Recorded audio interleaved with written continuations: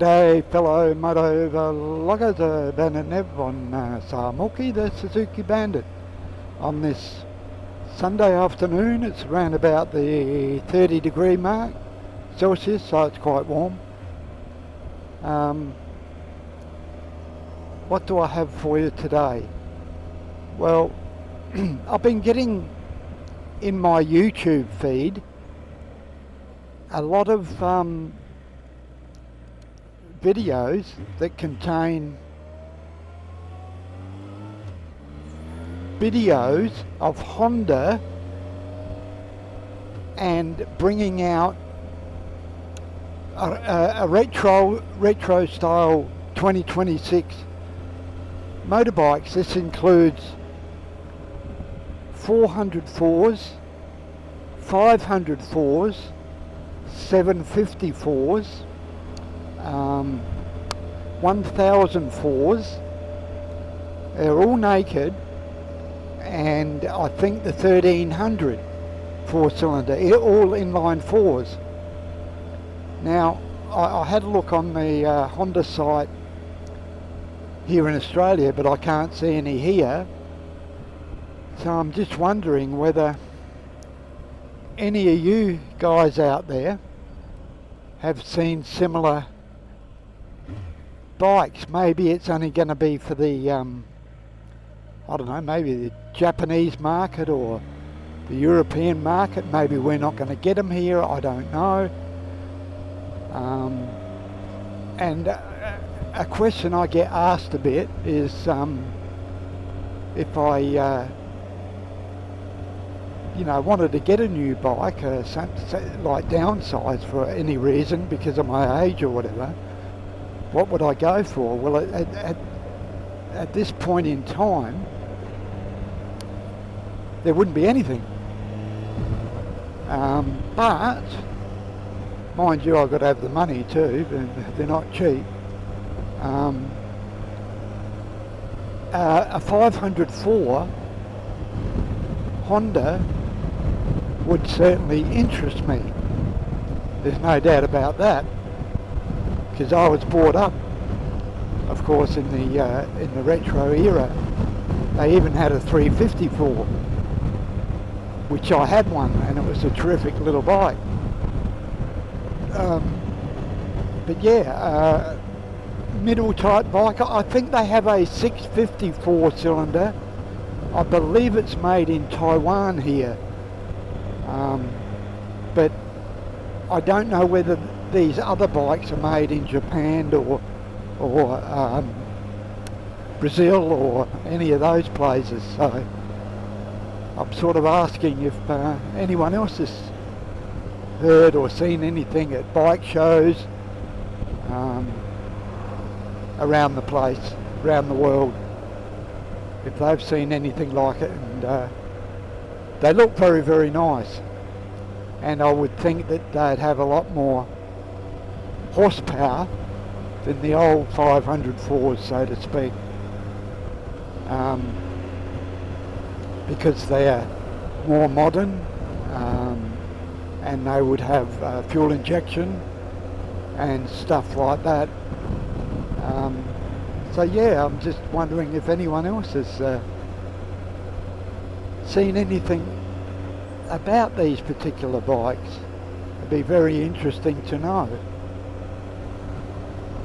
It's quite warm today, not too bad up here, probably dropped to about 28 up here in the hills a little bit.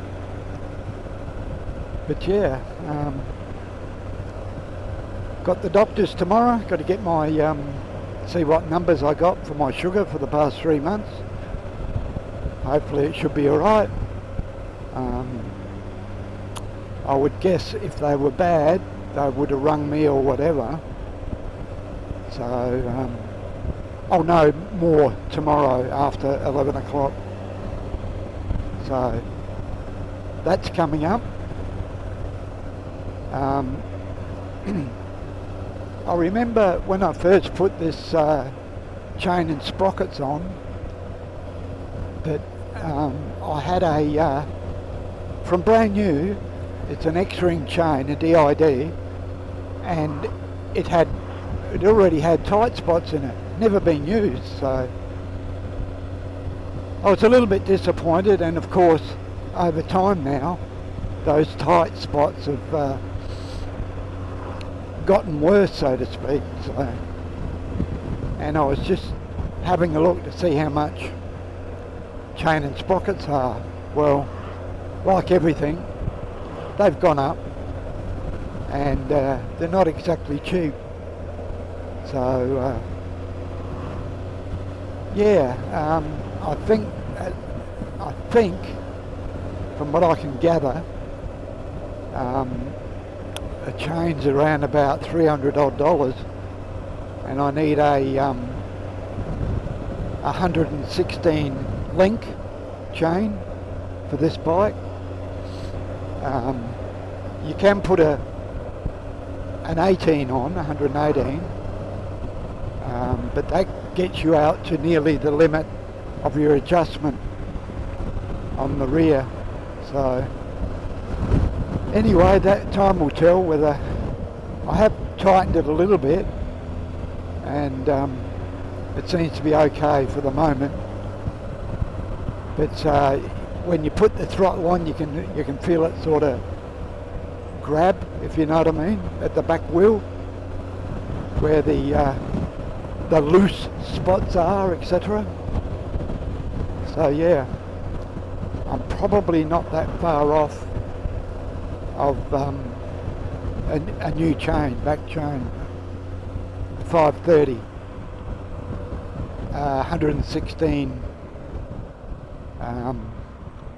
I always get DID because I believe they last longer. I've had other chains that don't even last. I've had chains that actually the O-rings have fallen out and they're all over the ground. yeah, that's how good they were. It was absolute rubbish. It was real cheap, but the chain itself was rubbish. So I won't go down that route again. So yeah, petrol in Adelaide at the moment is $2.49.9 a litre, so you might as well say $2.50 per litre of petrol. I think that's getting up towards the price that they've been paying in Britain, so unless theirs have gone up again. But over here, we've been hearing on the news that people that have booked holidays in our regions and in our country areas have cancelled their bookings, and they're not going away for Easter. So that's how it is affecting us over here, and it's not good. And of course the price of goods and that are bound to go up very, very soon. We're supposed to get I think it's a $20 a fortnight raise in our pension, and that'll bring us to just around the $600 mark a week to live on a pension. I mean, I live on it. I'm probably luckier than some people, I don't know. But I don't smoke and I don't drink. But anyway, that's me, and I can cope, but as for everyone else, some people it hits harder than others when prices go up like the fuel.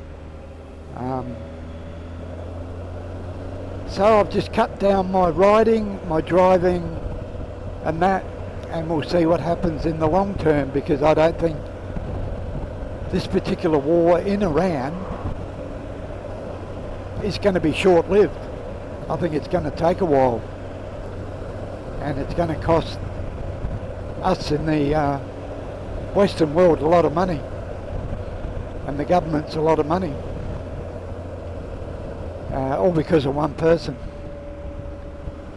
But anyway, I thought I'd just sign in, to so to speak, and let you know I'm still around and